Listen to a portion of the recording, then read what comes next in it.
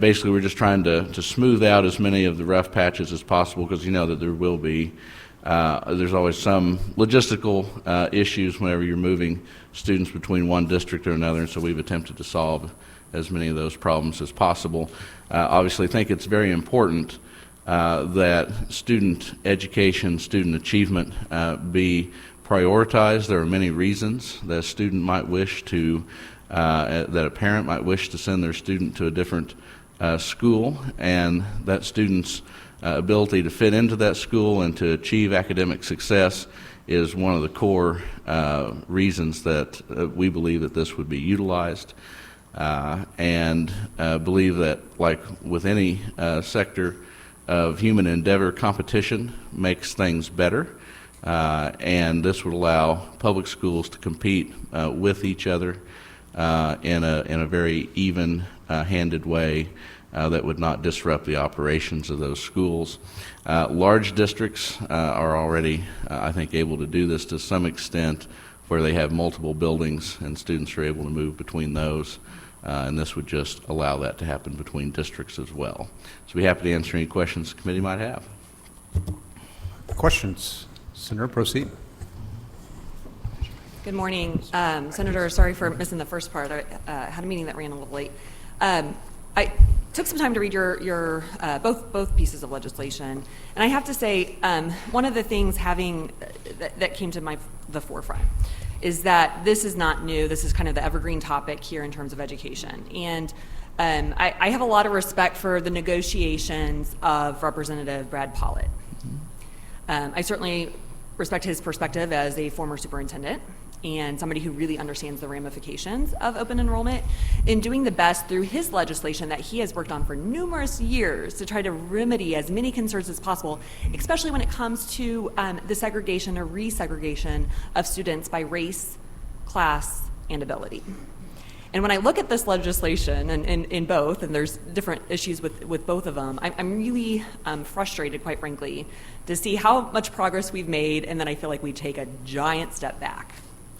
And I just ask that we really continue the conversations. We'll obviously hear folks, in support and against today, but that we continue these conversations offline and see if we can come up with a product that we can all live with. I think there's a lot of space, whether if it's talking about anything in the realm of school choice that we really need to work on and negotiate, quite frankly. So I'll just leave those comments there for now, and if you want to respond. Certainly. No, I certainly agree with the theme and the spirit of your comments. Appreciate that. Always look forward to negotiate on any complicated policy issue. I will say that I believe this legislation endeavors to address many of the concerns that you have, but to the extent those concerns still exist, happy to sit down and work with you on those. Yeah. Thank you. And just to add to comment, Senator, Representative Pollitt's a dear friend, and I've made a promise that he's going to be a big part of all the discussions on this bill moving forward. Appreciate that. Thank you. Senator, proceed. Thank you for bringing this forward. This is something I've supported with Representative Pollitt, worked with him quite a bit on. And I would even argue, you were talking about it's happening in some of the bigger schools. I think it's happening across the state a lot. I saw where our Commissioner of Education put out this time the mobility rate. If you looked on that big scorecard most of us received from DESE, and I think it's 20% across the state. And I would argue in most of my districts I've checked, it's actually more about 23 or 24%, 26% in some of them.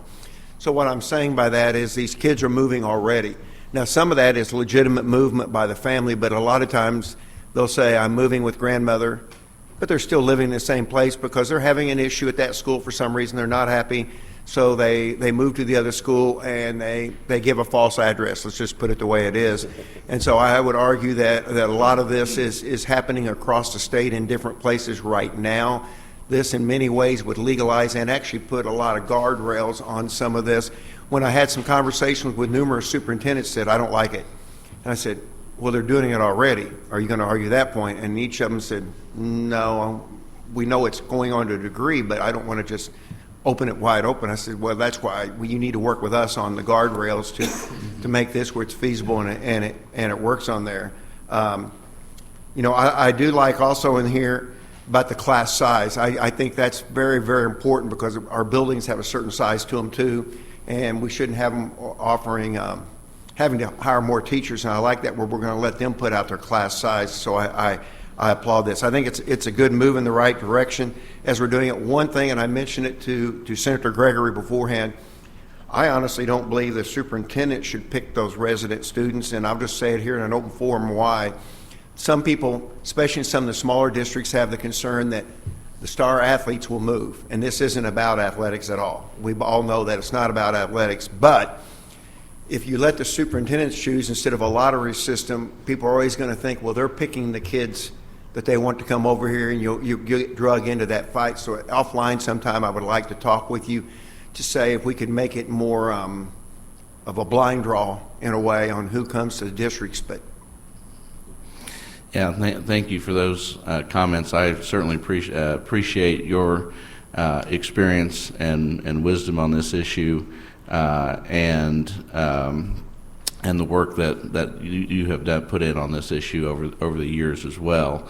The only thing I would add is that it is, and I think it's an excellent point, this is something that's already occurring to some degree, and so we know it's something that the public wants, and so regularizing that, putting those safeguards around it, I think will bring it to people who maybe for whatever circumstance can't utilize, can't find a way to transfer districts right now, and give everyone the same kind of opportunity that right now only some people are able to exercise. when actually what you're saying in a way is the ones who follow the rules can't, and the ones who decide not to follow the rules are doing it to a degree already. Thank you. Well, thank you for the questions. Any further? Okay, see none. Senator, did you just want to kind of give a brief statement on yours, just to say that you did? Okay, sure. So mine's 70. Senator Trent's is where am I going blank? You're 215. So we've rolled them together in a sub. Mine had more of Representative Pollitt's negotiations, and so Senator Trent's been carrying this before I got to this chamber, and out of respect, I want him to be lead. But nonetheless, Senator Trent and I have talked, and we're open to discussing it. So, keep in mind that while Senator Trent is the lead on this and will be carrying the bill, I'll certainly be involved as well. Any questions? See none. Thank you very much. We'll go ahead and we're going to alternate. So for and against. If we could keep our testimony limited, we've got a busy morning. We tried to condense it and give you enough time to get here a little bit later. But with that, we've got to really condense it. So please don't repeat the same testimony. If you heard people testifying to the same thing, just wanted to bring that. So if we could start with for the bills. In favor.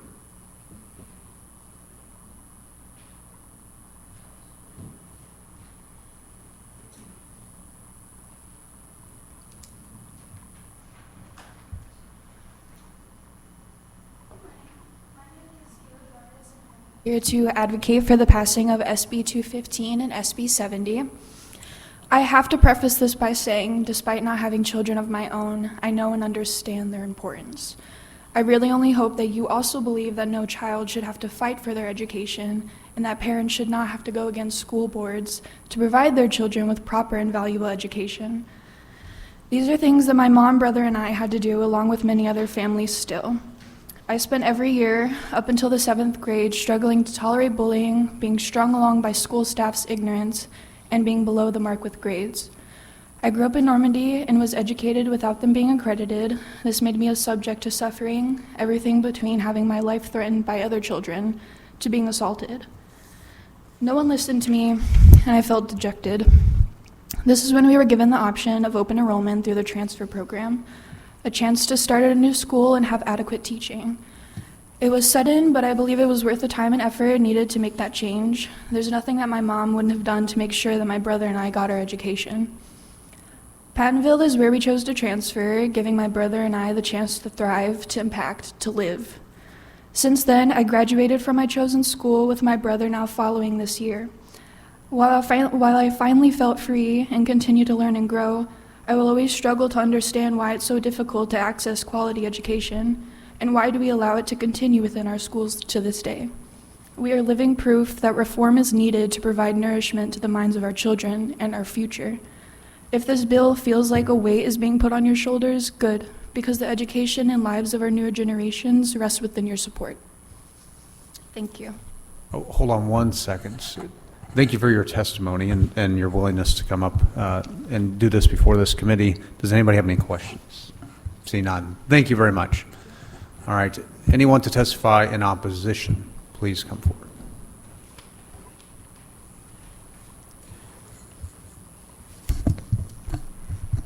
I'm closest, I'll go first. Otto Fajan on behalf of Missouri NEA.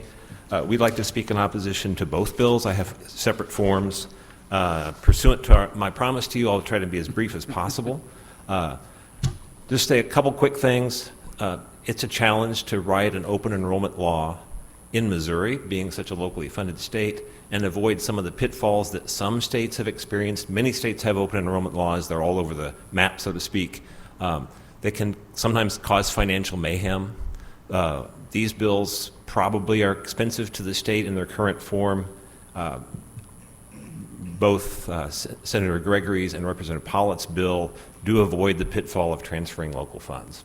But our general guiding principle on this is that we are concerned to make sure that there are the essential criteria in place to make sure that these programs are for a good purpose. They state their purpose at this outset, that they operate in ways that improve instruction, and that they operate in ways that don't cause changes and radical resegregation of our schools. So we want to make sure that those kinds of criteria are in place. We would continue to be willing to work with this committee and with the other committee. We've been a considerable nuisance to the House sponsor over the last few years on this topic. We're committed to continuing that process. With that, I'd be happy to answer any questions. Well, thank you. I look forward to working with you as well. I mean, I understand this is a complex issue. I just say we see considerable deficiencies in both of these bills, and we're here to point those out. But that's a matter of detail that probably doesn't well suit the committee hearing this morning. Okay, thanks. Any questions? See none. Thank you for your testimony. All right, we're going to switch back to in support. Please come forward. All right, good morning, Chairman and members of the committee. My name is Tiara Jordan Sutton. I'm here today as an educator of 17 years and a mother who wants the best for my child and all children in Missouri. I strongly support Senate Bill 215 because for families like mine, this is not about politics. It's about ensuring that every Missouri child has access to a quality education regardless of their zip code. I live in North County, where my daughter is assigned to the Hazelwood School District. She is bright, curious, and full of potential, but I worry every day that her assigned school will not prepare her for the future she deserves. The reality is that Hazelwood, like many districts across Missouri, is struggling. As a parent, I should not have to consider moving, taking on financial burdens, or leaving the state just to find a school that meets my daughter's needs. Yet, that is precisely what's happening across Missouri. St. Louis City and County have lost significant populations over the past 2 decades. Families are leaving not just for economic opportunities, but they seek better schools for their children. We cannot afford to let this continue. This is why Senate Bill 215 is so critical. It allows parents like me to make the best choice for our children. It ensures that educational funding follows the student, not the system, because the money exists for one purpose: to educate children no matter what school they attend. Currently, families who can afford private school tuition or who have better options are making choices. But what about the families who don't? What about the students who are trapped in schools that are not meeting their needs? This is not just an issue for parents in struggling school districts. It impacts every Missouri resident, whether your child attends a high-performing school or not. The reality is that when students in our communities do not receive a quality education, we all pay the price. Research has consistently shown that there is a direct correlation between poor educational outcomes and increased crime rates. When students drop out or fail to gain the skills they need to succeed, many are left with few options, leading to higher incarceration rates, increased dependence on social service, and a weaker workforce.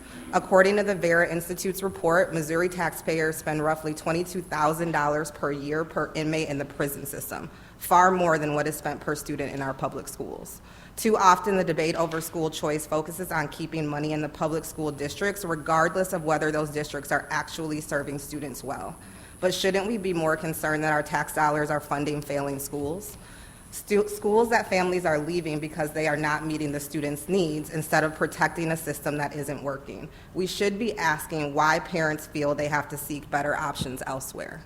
Education is the foundation of strong communities, a strong economy, and a thriving state.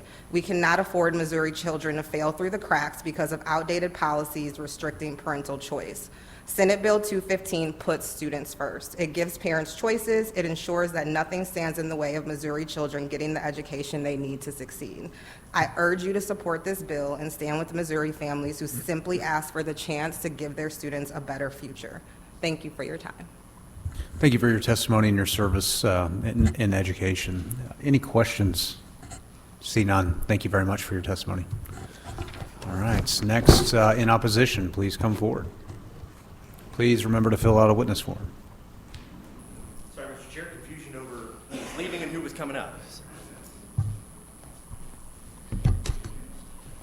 Good morning, Mr. Chair, members of the committee. My name is Brant Shields. I'm here on behalf of the Missouri School Boards Association. So MSBA represents the locally elected school board members who then are accountable for the taxpayers. And we are opposed to Senate Bill 70 and 215, but I want to focus my testimony today on specifically the charter school provisions of open enrollment that are in these two bills that are not in the House version of the bill, and why the way that we fund education in Missouri creates a system where this doesn't, you end up having a potentially severe detriment to a district in which a charter school resides if that charter school accepts a number of students from outside that district. So, funding in Missouri for education is really out of three buckets, right? There's federal funding, there's state funding, and there's local funding.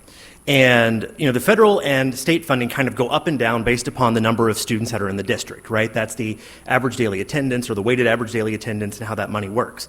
Local funding is a little bit different. Local funding is based upon the value of the assessed property within the confines of the district.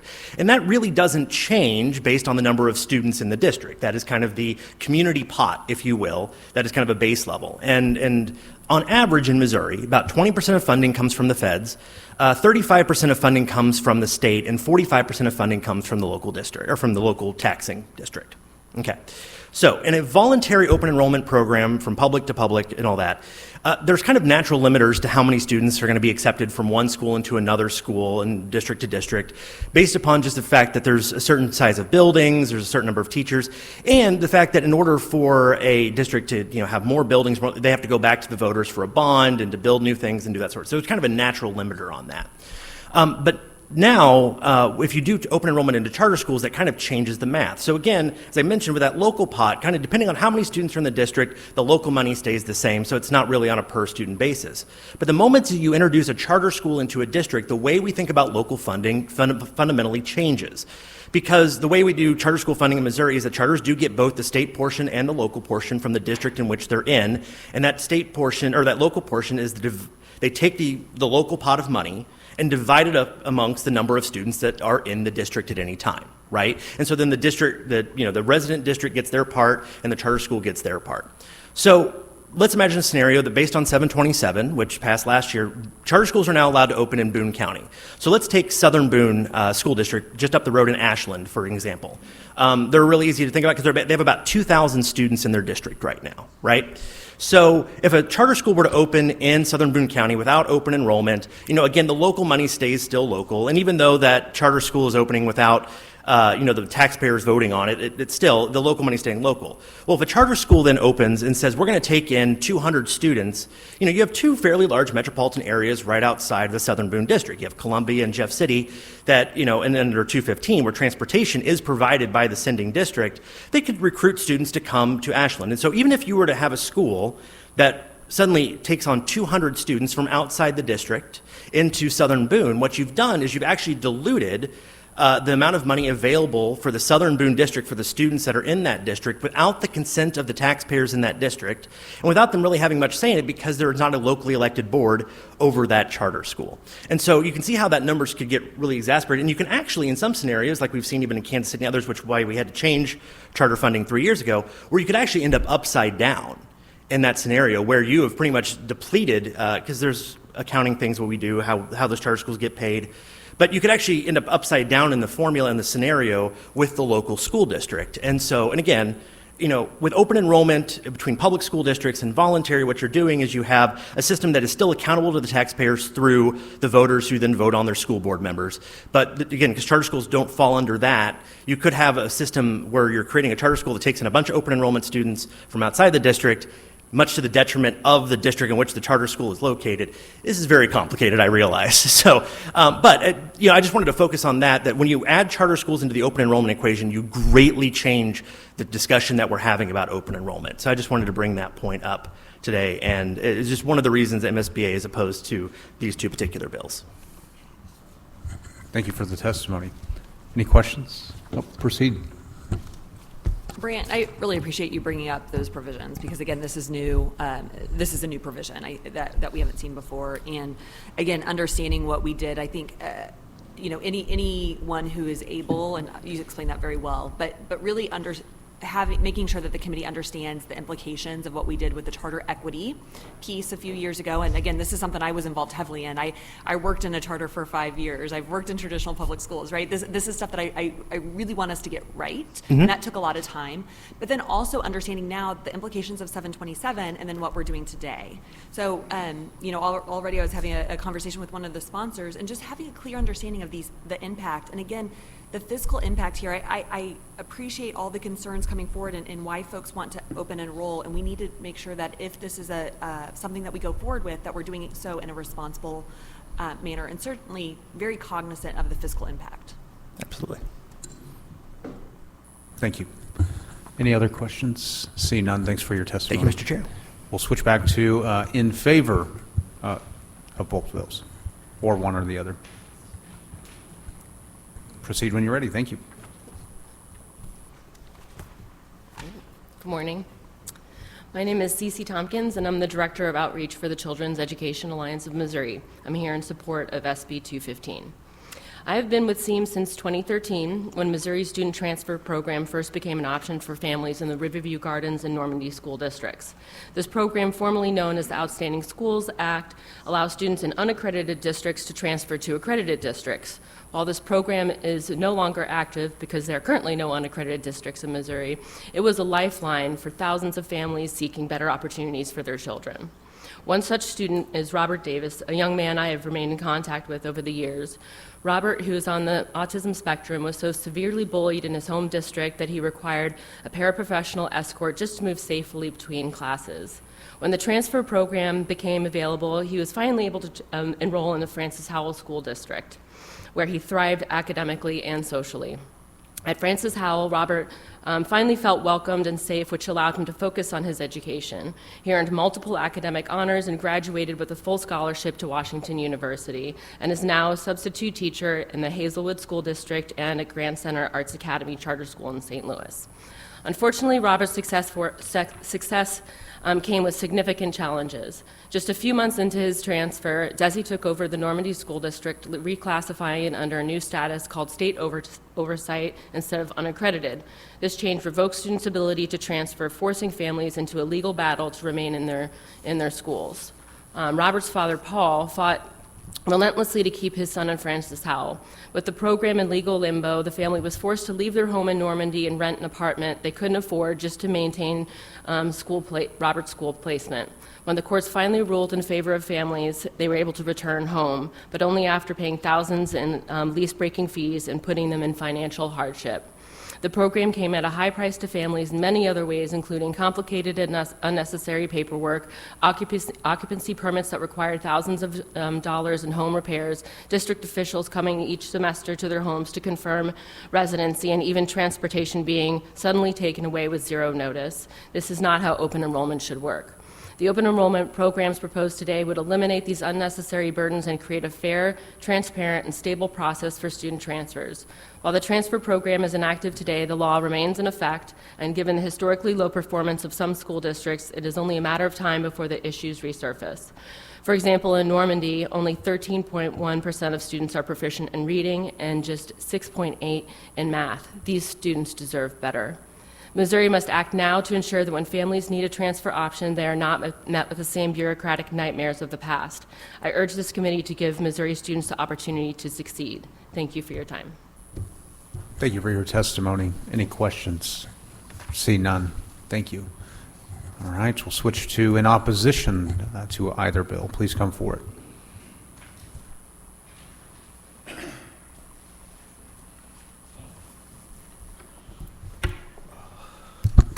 Thank you, Mr. Chairman, members of the committee. Mike Lodewagen on behalf of the Missouri Council of School Administrators. Go on record opposed to the bill. For those of you that are new to the committee, I think one of the points that we always like to point out of this is when you have school choice and you have open enrollment, there's two sides of this. There's the side of the student and the benefit to the student that leaves, but there's also a corresponding hit to the kids in the school that stays. It doesn't take long before students start leaving that then cuts and programs start having to be made in the districts that they leave. And that impacts all students. You've heard very much about the transfer law here this morning. You had a perfect example of this. The Normandy School District lapsed as a result of transfers. The statute that has been created was intended as a Band-Aid in order to keep that from happening. I think that is a fear of a number of school districts around the state, that as students leave for one reason or another, it could be based on academics, it could be for very, very other reasons, that the students and the communities that stay are the ones that are hurt the most. Understanding that there may be a benefit to that student and fully respect that aspect of this conversation. Not only is there two sides of it from a very specific individual standpoint, there is a student by student, district by district standpoint. There is also a trade-off that we are making in a state that has limited resources, that if you look at the fiscal note of some of these bills, given the way that the funding works in this particular bill, the cost to Missouri taxpayers and Missouri schools in particular is going to be immense. I think the fiscal note on Senate Bill 215 is somewhere closer to $300 million for the state. That's an estimate. And then for local school districts, based on the transportation costs, there is what I would assume would be a very large call in the transportation categorical. Those two things, the call on the formula and the transportation categorical, is going to affect every other district in the state. And so the trade-off is going to be, if the state does not have the resources to account for this funding, it is going to be the school districts in outstate Missouri that are going to pay for a lot of the places where transfers are going to happen. And every school district is going to be on the hook to assist in this, because they may see less revenue from fully funding of the formula, full funding of transportation. And so I just want to make sure as we go into this, there's very real ramifications, broadly speaking, on anything that we do in this space. Is it a reason not to do it? I'm not sure. But there are ramifications of this that I think we have to account for if we are going to move forward in something like this. So with that, Mr. Chairman, I'd be happy to answer any questions. Thank you for your testimony. I guess hearing the past testimony, where you have school districts where the proficiency is literally in single digits, I guess, should there be a financial smack to districts that for decades continue to render those results? I think that's a balance that you have to do, because at the same time, where there's struggles going on, additional resources are going to be needed. In the if you look at those school districts, they're receiving the most funding out of all of the schools in Missouri. So it's not a funding deal, I guess, to me. Looking at the actual data, that's what I guess that's my disconnect. I guess the only thing, and I know, Mr. Chairman, you are interested in this topic. I would go to what those numbers actually tell us. Are those numbers a reflection of the school district? Are those numbers a reflection of the communities and the struggles that the communities that those school districts serve? And then on top of it, is it even a legitimate indicator of performance? I mean, we've had a lot of conversations about the problems with the MAP test, problems with MSIP, that it's not a clear indicator. Is not knowing how to read by the time you graduate an indicator of failure? If someone could actually give me a real number of what grade level is, I think we would be operating under the same, on an even playing field to understand what that means. Right now, we just use proficient or advanced in order to determine whether or not a student can read or a school is getting a kid to reading grade level, that is not an accurate statement. And I think most folks within the department and others will tell you that. I think Representative Pollitt on the other side, and I'm not sure if there's a Senate bill, has a bill to try to get to that, because we have a system that does not allow for apples to apples comparison. To say nothing of the fact that, our organization previously has taken some numbers, and I'm not going to use the specific school districts, and you look at the types of students that some of our districts who we would classify as failing, and compare those types of students to similarly situated students in what we would consider high-performing districts, and the districts that are low-performing for those students are doing a much better job with that particular set of students. And so I think there's a lot of conversation about this that we've talked about in previous sessions about, if we're going to have choice, we need to be providing real information that is valuable to parents to make the best choice. And we simply do not have that right now in the system that we have. Yep. No, and I agree with you. I think there definitely needs to be flexibility within school districts and not have an overbearing sort of system that doesn't allow flexibility within districts. So I agree with you, and will absolutely be willing to work with you on that. Senator, did you have a question? Kind of a question and a statement. I'm going to agree with both of you that people probably get tired of me hearing me say this, but the map is not a very good exam, in my opinion. It doesn't do some of the things you're correct. It doesn't measure some of the things that we say it's measuring, and we can do much better for our kids, I think, with a better test than the map test. And most of it, for those who don't know, is driven by the feds, so maybe some of that will be taken care of. One other question, then I'll finish up, and that is, you guys are opposed to it, so are there things you could work on that you think could happen in this bill that make it a better bill, that maybe would make it more palatable and make everybody across the state embrace it more? Do you have any suggestions? On the first question, on the first statement, I will give one reaction, which is, you're right. The test that we currently use to evaluate the quality of a school district right now, and the quality of a school building, is a test that's given at the end of the year. It's a one-time test. It is not aligned and not ingrained in anything that goes on in that classroom on a day-to-day basis. And so there's legitimate question as to whether or not students really care about that test. So regarding the other question, Senator, this bill has been out there a long time. And I think there's clearly, if you listen to this building and listen to the rhetoric coming out of not only in Missouri but nationally, there is an interest in school choice. And so I think all of these organizations are having those conversations, but right now, our organizations are fully opposed to open enrollment, and so we certainly always want to look for opportunities to be able to work with folks, but I think there's a lot of hesitancy from just a purely ideological perspective of what school choice really means and the impact that it could have, negative impact it could have on communities through no fault of the school district. Any more? Thank you. Thank you for your testimony. Next in favor, please come forward. Please remember to have a witness form, and I'm sure you know that. Thank you, Mr. Chairman, members of the committee. Tricia Workman here today on behalf of the Missouri Public Charter School Association. Just want to go on record in support of the bill. Happy to discuss any of the issues that have been raised in testimony and by the committee offline. Perfect. Thank you for your testimony. See no questions. Another testimony in opposition?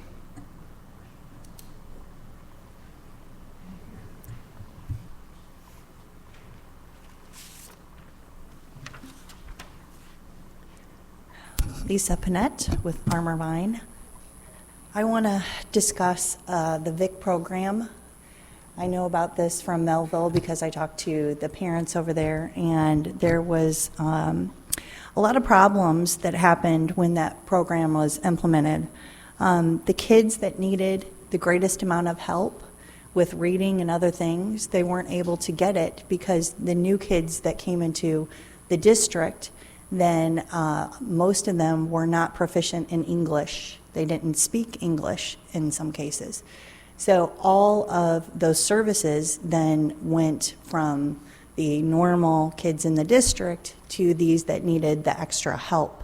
And we don't believe that that is fair. I mean, those parents were talking about how unfair that was to them because they were paying these taxes, and yet their kids were not the ones receiving the services. In this bill, we talk about the open enrollment program and the model policy. So with the model policy, it was written in Andrew Koenig's bill that was included as DEI. It actually said it in there. I'm not like with my tinfoil hat over here. It actually said DEI in the bill. So there's a concern that just even though the DEI has been stricken, that it was very clear that the model policy is open and broad and could still be used to implement that. So we would like to see some changes there. And lastly, the bill references homeless child or homeless youth. And we would like to see some changes in there that homeless youth now is, for those that don't know, are also a category of children with the LGBTQ community. When the parents, under McKinney-Vento, it absolutely is, with the homeless housing program, it absolutely is, that then they can be deemed homeless. And so we want to make sure that this homeless isn't including anyone that would be part of McKinney-Vento or any illegals also, because it's not addressed in this bill. That's all. Thank you. Senator, do you have a question? Okay. Thank you for your testimony. You're welcome. Anyone to testify in support? I'm going to switch to that. Please come forward.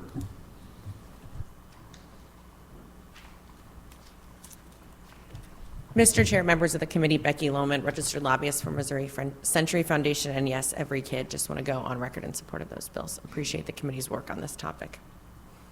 Thank you for your testimony. Any questions? Seeing none. Appreciate it. Going back to in opposition, please come forward. Don't be bashful. Just jump up and yeah, you'll get your chance. Good morning.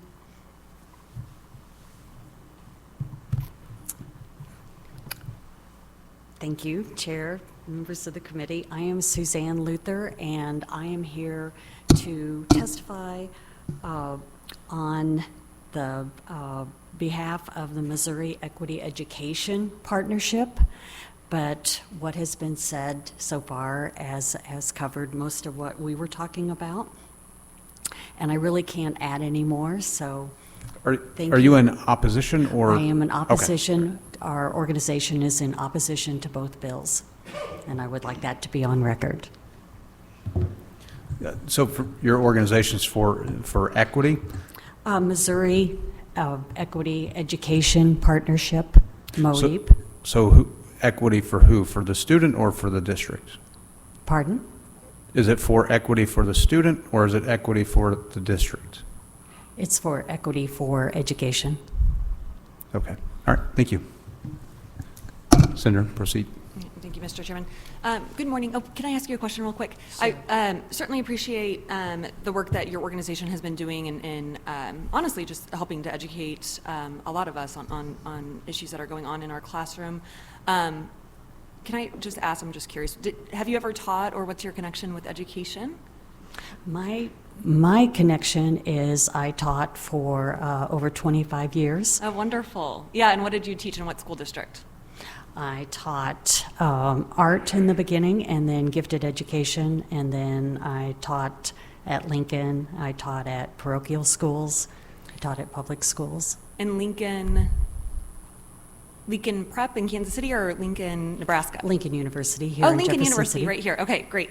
So just clarifying which one.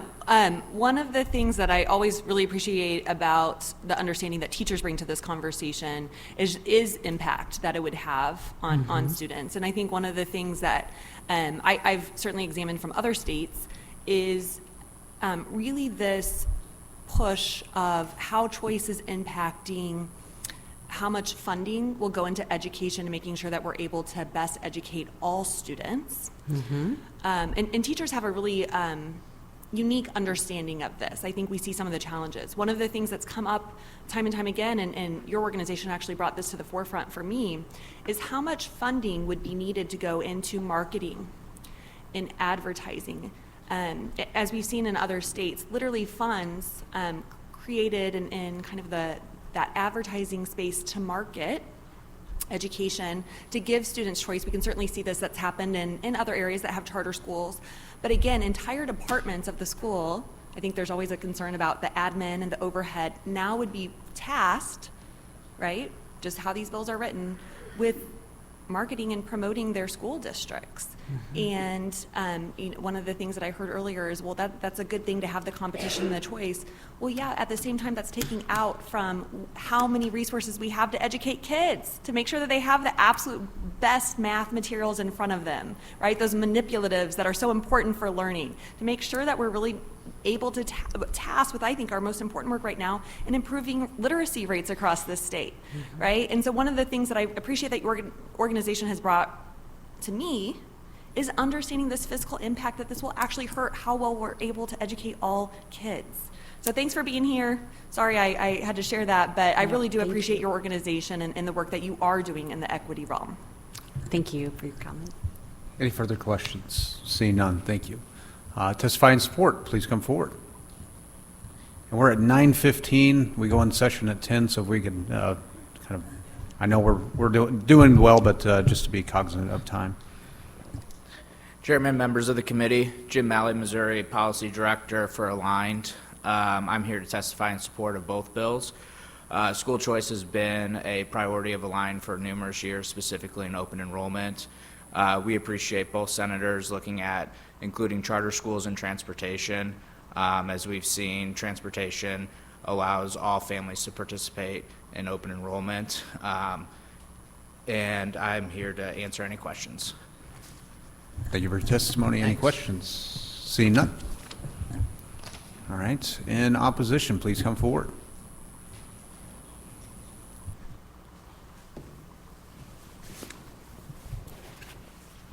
Morning, Mr. Chair. Thank you for being willing to listen to both sides of this issue. I know it's very important. We've worked over the last several years with Representative Pollitt to look at this and try to come to a conclusion where we can be. My name is Dr. Kenny Southwick. I represent the cooperating school districts of Greater Kansas City. We have 34 school districts, one of which is a charter school. We represent a little shy of 181,000 students. Earlier today, we passed out a document that I would hope that you take time to look at, and it's reflective of the school boards across the state that have openly over the last several years have filed a resolution as 7 local school board members elected by their local public to be in opposition of open enrollment. So we're in opposition of open enrollment. We understand the push for that this year, and where we're going to go, and we're going to be willing to work towards it. I would ask a couple of things. That we want quality for all students in all communities. We know that schools are the lifeblood of our communities, particularly some of our smaller.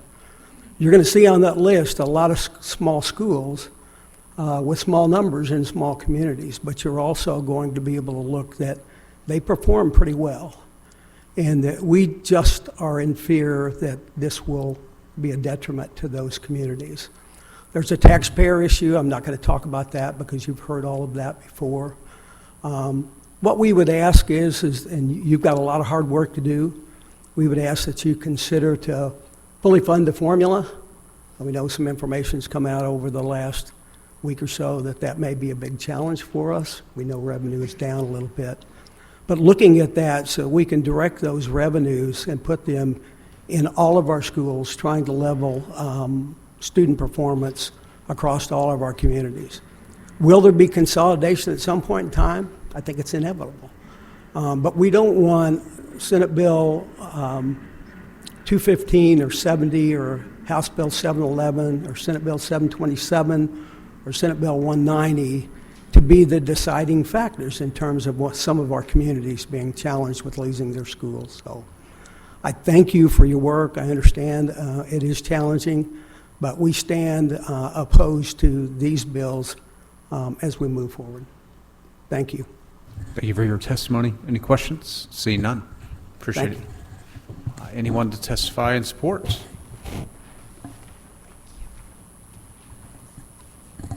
Going once, no more in support? Okay, we'll just switch to opposition. Please come forward.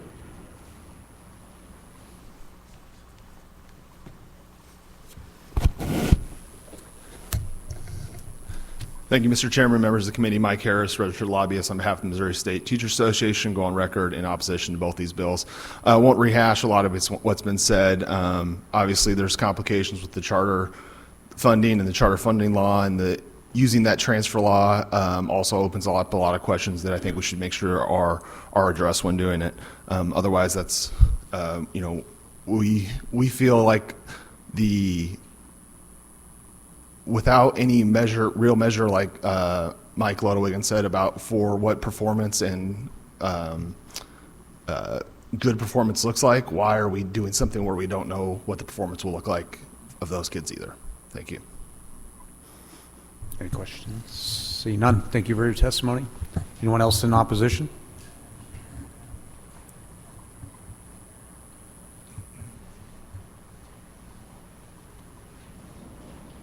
Anyone else?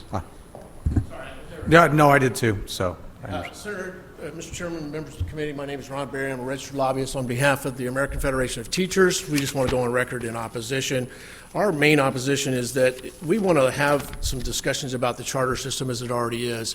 If you look at Kansas City and St. Louis, they already are the sponsors. I believe Kansas City has 5 and St. Louis has 4, that they're actually the sponsor of the charter system now. So I think that before we start expanding and looking even further, let's look at the system that we already have in place. all right, thank you. Any questions? Seeing none. Thank you. Appreciate it. Anyone else testify in opposition? Once, twice. For informational purposes only.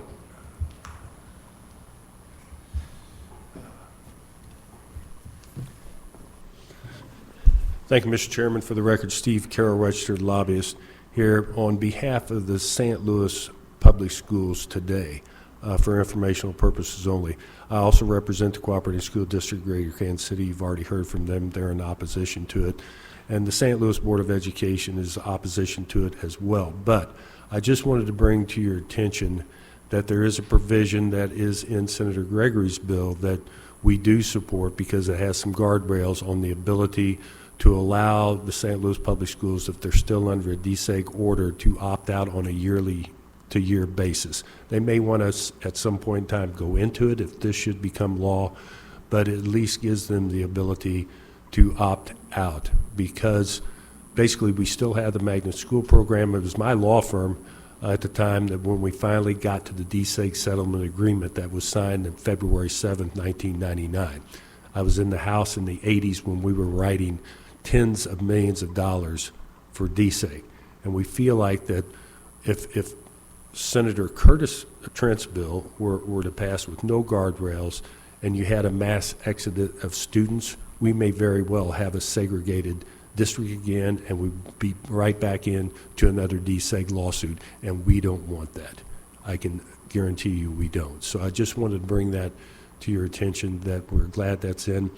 You know, and also, quite frankly, we're looking at potentially having a new foundation formula, you know, in the future, and I think maybe this just might be the cart before the horse, and I think there's a lot of moving pieces right now to this, and I think we need to look at very carefully.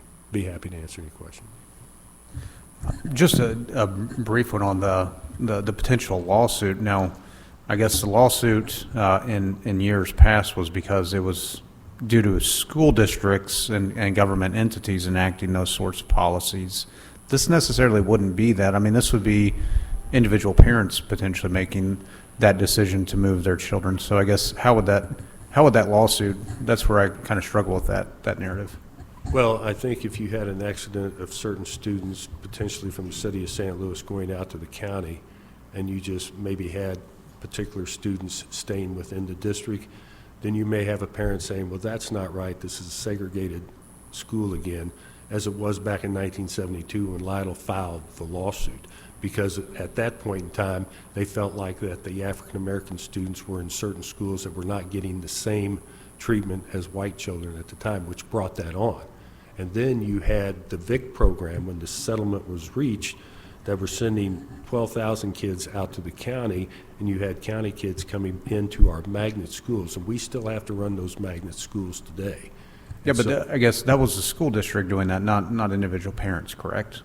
It was the school district doing it. But that wouldn't be the case if this were enacted, though. That's what I'm saying. I'm not seeing where. Well, it where would that be a parent's choice, but the school district would have to deal with the aftermath of that. Okay.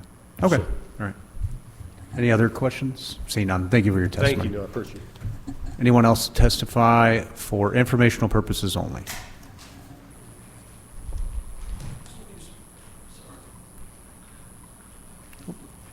Proceed when you're ready. Almost had a lawsuit on my hands.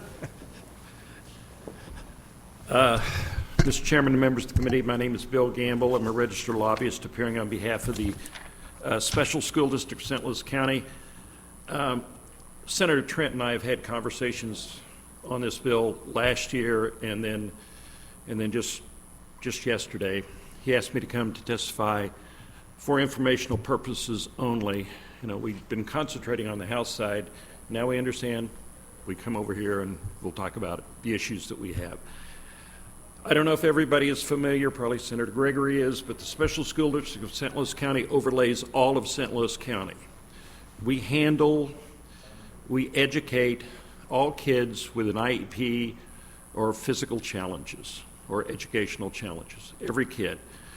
So since 1996, and you can blame Otto because look at me now, he was a young staffer who helped draft the special school district law. We've essentially been an open enrollment school district because we serve all students in St. Louis County.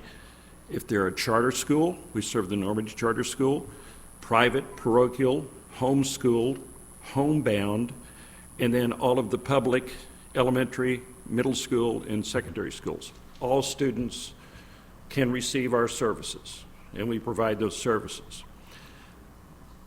What we are worried the most about, families move into St. Louis County to receive the services. If the open enrollment bill were to pass, we believe we would see a significant increase in our student population because we'll see students come in from St. Louis City, Jefferson, Franklin, St. Charles, all of the surrounding counties to receive these services because the special school district, there's only 2 of them in the state. The one in St. Louis County and one in Pemiscot County. Very unique to the whole country because just the incredible services they provide, educational services. Even now, we testified on a bill yesterday to allow us to keep the 31 retired teachers to be able to teach in ours and not lose their retirement. We are 9 to 10% short in capacity of teachers. Special education teachers are hard to get. So the capacity issue is real. I'll give you another example. We have 5 schools, 2 for the state schools for severely handicapped, and the others for the students that are the most challenged. But we also serve the students, and we have our teachers are in every one of these school districts in St. Louis County. So if you have a district that accepts students from, let's say, St. Louis City, we need to know ahead of time. We need to know to plan. We need to probably be involved in the IEP process to make sure these students need our services. The way the bills that we have seen and we've been working on, it could be like September and surprise, you've got 20 students and you haven't haven't accounted for transportation, which is a big cost. Transportation is just as big a deal as to us it is to a rural district. The teachers, how many teachers do we need? How many instructors? How many attendants? There needs to be a planning for this capacity that we believe that we are going to see. So we now understand we got to come over here and play on this side of the building. We've been talking to Representative Pollitt. We're here. We want to look at the bills, but these bills need to come in for us. We really need to dive into this and address those situations. We accept students. We want to accept students. We have accept students.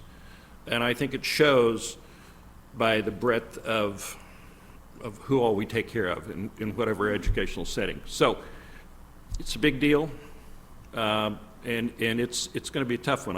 I can't say we know how to handle it yet, but that's our unique situation.